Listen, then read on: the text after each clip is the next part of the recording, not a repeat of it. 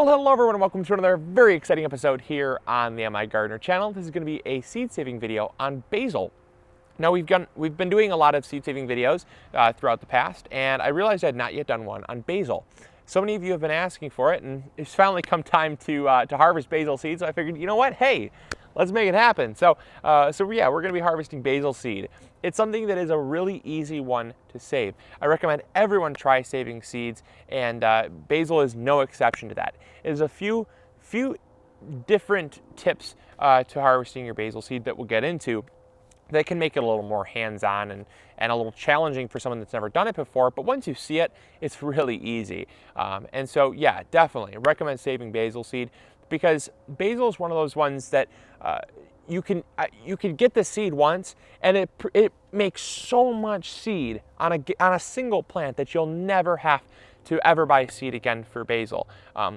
Now, also, I will point out too that our basil is cross-pollinated, and whenever you're harvesting basil seed, if you want something that's true to type, you want to make sure that you put a large amount of distance in between it from another basil plant. For instance, right there with spicy glow basil, we have a dwarf Greek basil, we have a purple basil here, purple basil here, and then right here we have a cinnamon basil, and then right there we have a lemon basil. So we have lots of different types of basil, and it's just something that, you know, we don't really care about cross-pollination, but it's something that you will definitely have to take into consideration if you're planning on saving basil seed, or if you're about to save basil seed. Just know that if you plant them really close together, you might have some crazy crosses. That's fine. That's really honestly fine by me. I don't personally mind if I get a crazy cross, but just know that when they are this close, they will readily cross-pollinate. They're not like other plants, like tomatoes or peppers, where it's actually very difficult to cross-pollinate even closely together.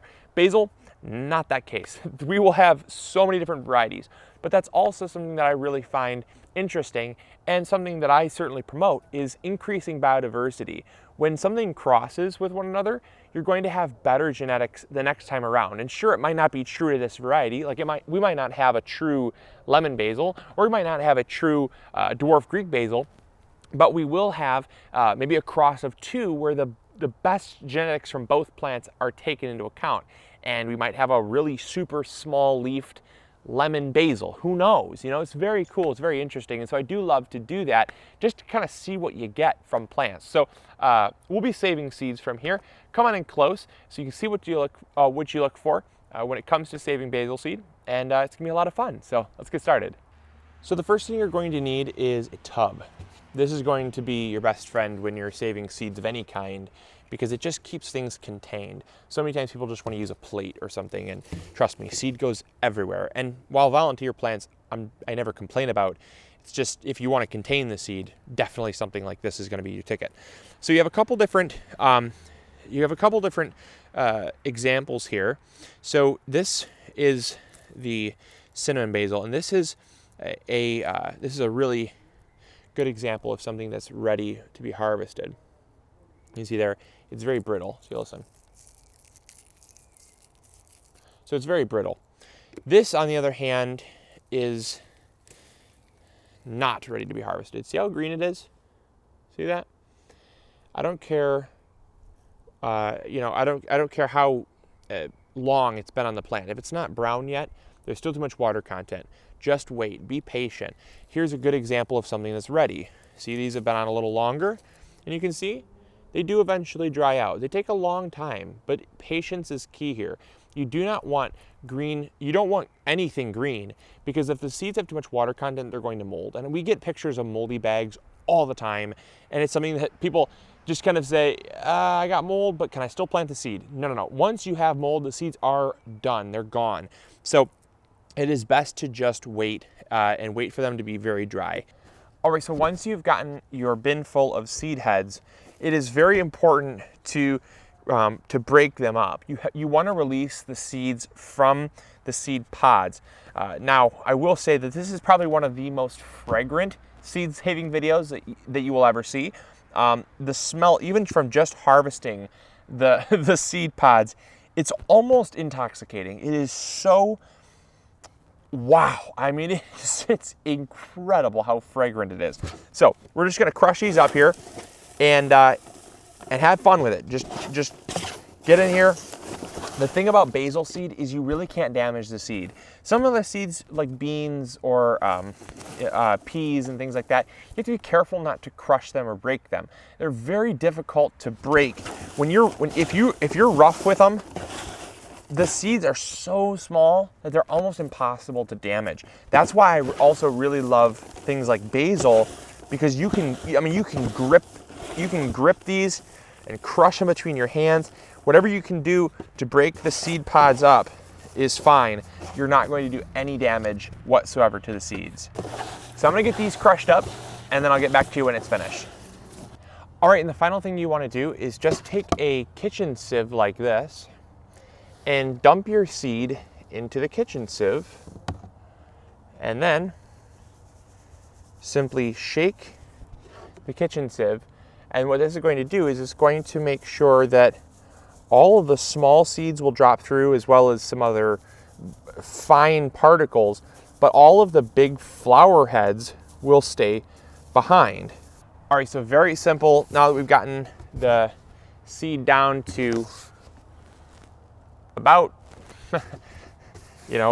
maybe a tablespoon or so, this is just the final little step, and it's very simple. So since the seed is the heaviest, what you want to do is get it all down to one corner and simply thump just like this for about 5-10 seconds. And now all you have to do is simply pick off the soft, fluffy stuff right from the top, and you'll lose a few seeds. You can do this into another bin if you want.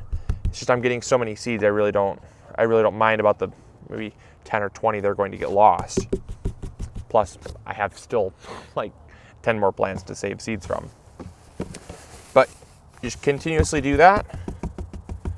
Just keep bumping it and then gathering the seed off the top. And that's because the seeds are more dense than the little fluffy flower stuff. And then what you do is then once you get down to almost nothing, all you have to do is just toss the seed gently like this and just give it a gentle breath, and the rest of the light stuff should pretty much blow away.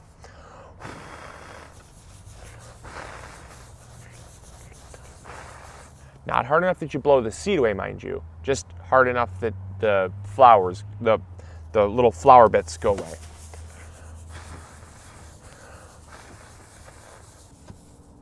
All right, and you're pretty much left with the exception of a few tiny little bits and pieces here. Check this out.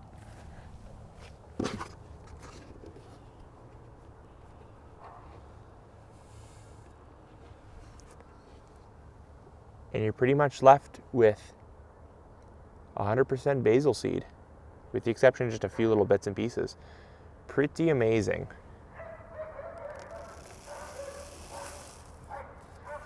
That's a good couple thousand. That's a good couple thousand basil seeds right there. So there you go. Hopefully you all enjoyed. Hopefully you learned something new. I do hope you found this informative, and I recommend getting out there and saving your basil seed. Save all of your seeds for that matter. It is a great way to save money in the garden. It's a great way to give free seed to friends and family, and it's also a great way to just get hands-on to the full circle of gardening. So not only do you grow the stuff, but then you get the seeds so that you can grow it from seed next year. It is the full cycle, and it really connects you to where your food comes from. So I recommend everybody try it. It is so much fun. It is so easy. And if you want to check out our other videos in our playlist, I will post a link to that in the description box below. I'm going to try to get a few more out before the season's done, and I do hope that you'll check them out. So if you have not yet subscribed, please do that. If you have not yet, give this video a thumbs up. Also, please do that. It really helps us out. And if you have any comments, questions, or concerns about anything you saw in this video, post them in the comments box below. I'd be happy to read them. Whoa, geez, had a hard time signing off there. As always, I'll catch you all later. See ya. Bye.